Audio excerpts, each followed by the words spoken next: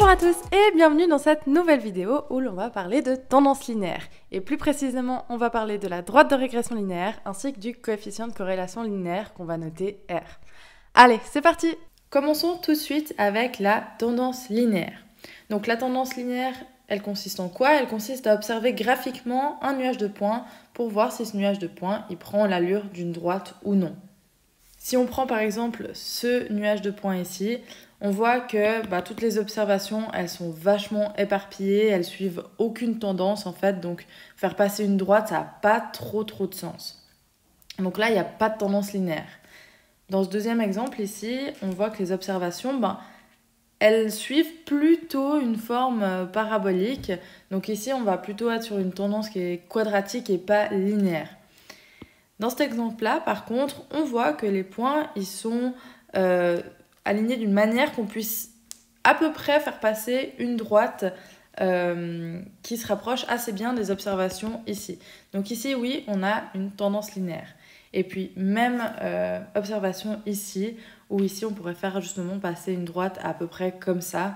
Donc là aussi, on a un nuage de points qui a une tendance plutôt linéaire. Donc si on voit que notre nuage de points, il a l'allure d'une droite, donc comme ici et puis ici, on va essayer de trouver justement l'équation de la droite qui passe au mieux par ces points et on va l'appeler y est égal à ax plus b.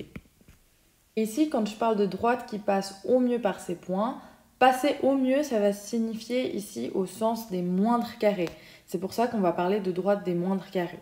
En gros, l'idée, ça va être la suivante. Ici, j'ai donc un modèle réduit de mon nuage de points avec uniquement 3 observations. Et puis, j'ai ma droite des moindres carrés qui passe au mieux par ces 3 points. Et puis ici, ce qu'on va faire, c'est qu'on va chercher à trouver en fait les valeurs des paramètres A et B de ma droite, telles que la somme de chaque distance à la droite. Donc ça, quand on les met au carré, ça soit minimal. Et pour ça, on a des formules qui nous aident justement à trouver la valeur des paramètres A et B. Et c'est les suivantes. Donc pour le A, c'est égal à la moyenne des xy moins la moyenne des x fois la moyenne des y divisé par la moyenne des x carré moins la moyenne des x au carré. Et pour le B, ça va être égal à la moyenne des y moins a fois la moyenne des x. Donc j'ai déjà fait une vidéo qui montre comment on trouve ces formules et je vous mets tout ça en description si vous êtes intéressé à aller un petit peu plus loin par rapport à ça. Voyons maintenant comment déterminer justement l'équation de la droite des moindres carrés à l'aide des formules suivantes. Donc les formules là, je le rappelle, c'est exactement les mêmes que j'avais mis ici. Pour ça, on va prendre un exemple tout simple. On va imaginer qu'on a les observations suivantes. Donc, on a 4 différents points. On a le point 1, 1, le point 1, 2, le point 3, 2 et le point 3, 3.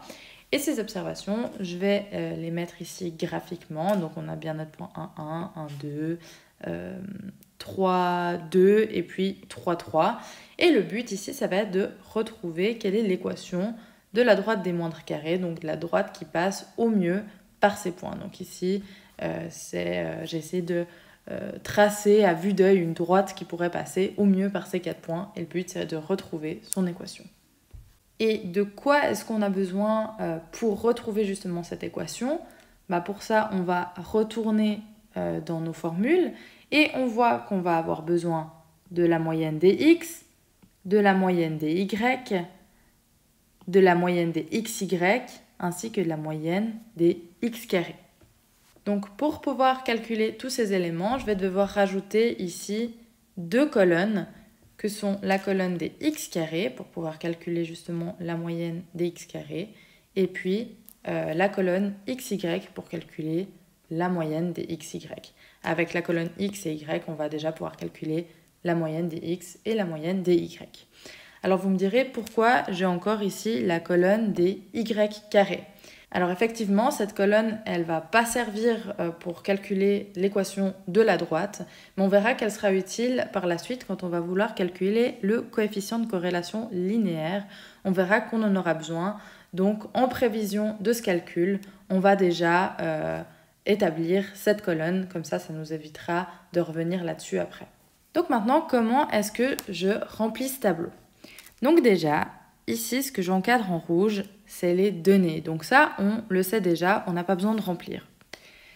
On va commencer par regarder comment on retrouve le 2 ici, qui est en fait tout simplement la moyenne des observations des x. Donc je fais tout simplement la moyenne de ces 4 nombres. Donc je fais 1 plus 1, 2, plus 3, 5, plus 3, 8. Et je divise le tout par le nombre d'observations. Donc 8 divisé par 4, ça me fait 2. Pareil pour les y, là je fais la moyenne des y.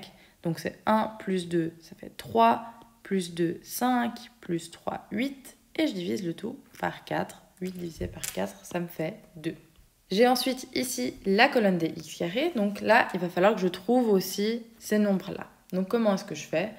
Eh bien, je vais tout simplement dans la colonne des x et je mets tout au carré. Donc 1 au carré, ça fait 1. 1 au carré, ça fait 1. 3 au carré, ça fait 9.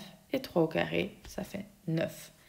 Et puis là, de nouveau, je calcule la moyenne. Donc je fais 1 plus 1, 2, plus 9, 11, plus 9, 20. Le tout divisé par le nombre d'observations. Donc 20 divisé par 4, ça me fait 5. Ensuite, la colonne des x, y, même principe. Là, je vais faire la colonne x fois la colonne des y. Donc 1 fois 1, 1. 1 fois 2, 2. 3 fois 2, 6. 3 fois 3, 9. Et là, de nouveau, pour trouver le 4,5, je fais la moyenne de ces 4 observations. Et finalement, la colonne des y carrés, je reprends la colonne des y, je mets tout au carré. Donc 1 au carré, 1.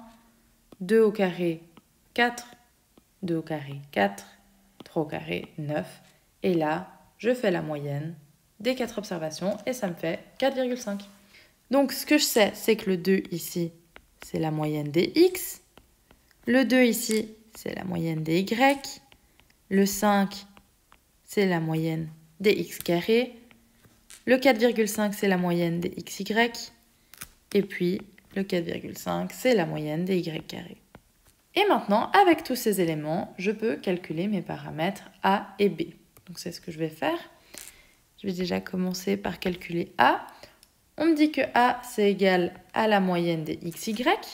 La moyenne des xy, c'est le 4,5 qu'on a trouvé ici.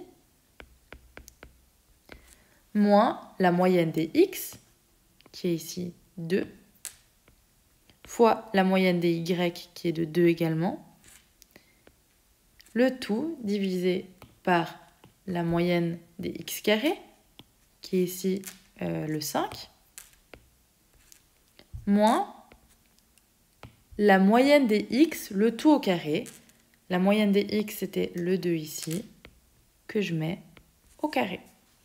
Et si je fais les calculs, tout ça, ça me fait 0,5. Il me reste encore à calculer b.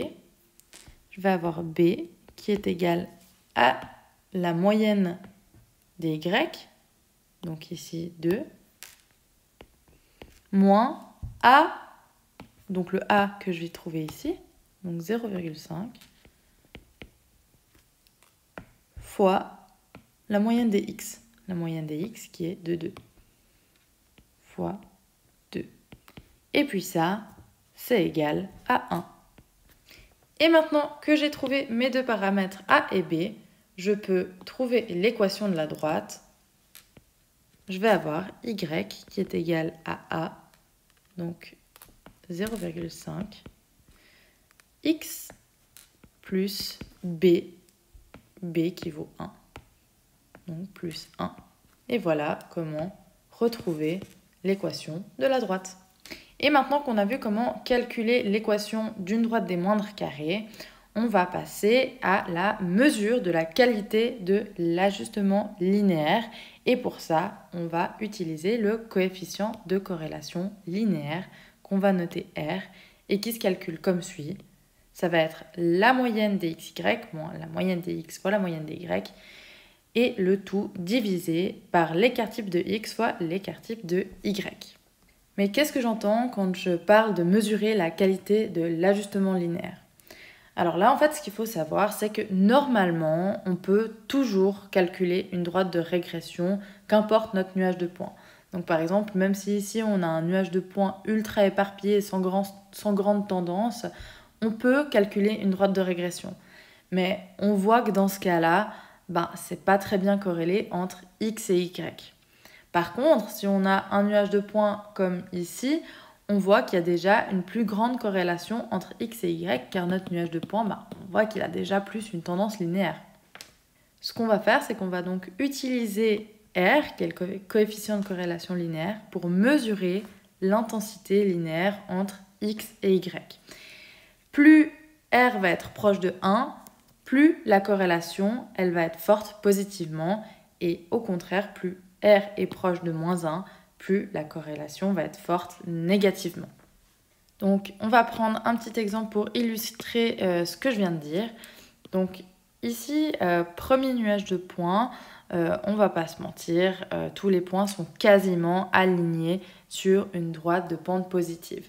Ce qu'on voit ici, c'est donc qu'on a une corrélation qui est parfaite entre x et y, en tout cas quasiment parfaite entre x et y, et que cette corrélation, elle est positive. Du coup, on va dire que notre coefficient de corrélation, il est environ égal à 1. Dans notre deuxième exemple, ici, le nuage de points, on voit qu'il est super éparpillé. Ici, on n'arrive pas à trouver tellement une corrélation entre x et y. On n'arrive pas à se dire « Oh, ça suit à peu près cette droite-là ou cette droite-là ». Du coup, vu qu'il n'y a quasiment aucune corrélation, on va dire que notre coefficient, il est environ égal à 0. Et pour finir, dans notre troisième exemple, alors ici, ce qu'on voit, c'est que notre nuage de points, on pourrait se dire, je pourrais passer une droite négative à peu près au milieu de tous ces points.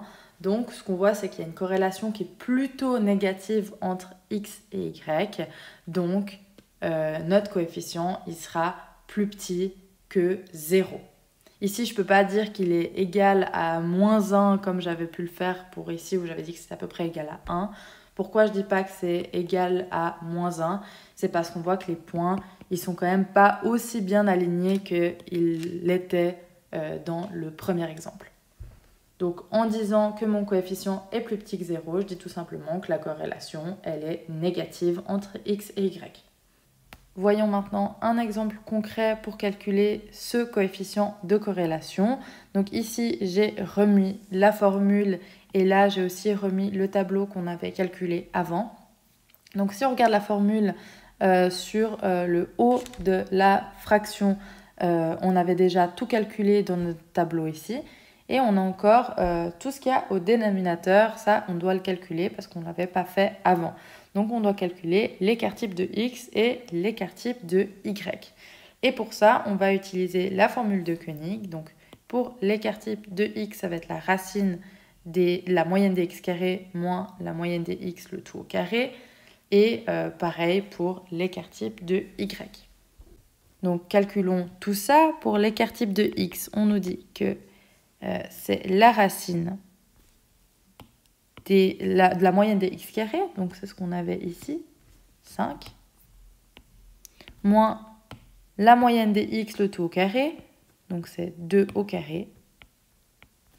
Donc ça nous donne la racine de 5 moins 4, donc la racine de 1, ça fait 1. Si on calcule l'écart type de y, on va avoir la racine de la moyenne des y carrés, donc ici qui est de 4,5, moins la moyenne des y, le tout au carré, donc 2 au carré. Et ça nous donne la racine de 0,5. J'ai donc maintenant tous les éléments pour calculer mon coefficient. Donc R va être égal à la moyenne des xy, donc 4,5, moins la moyenne des x, donc 2, fois la moyenne des y, qui est de 2 également, le tout divisé par l'écart type de x fois l'écart type de y, donc 1 fois la racine de 0,5. 1 fois racine de 0,5. Et ça nous donne environ 0,7. Donc en faisant ces calculs, je trouve que j'ai une corrélation linéaire qui est positive et qui est moyennement forte. Donc voilà, cette vidéo est désormais terminée. J'espère qu'elle vous aura plu et si c'est le cas, je vous invite à vous abonner à la chaîne ainsi qu'à laisser un petit pouce bleu en dessous de cette vidéo. Je vous remercie beaucoup pour votre attention et je vous dis à une prochaine pour une autre vidéo.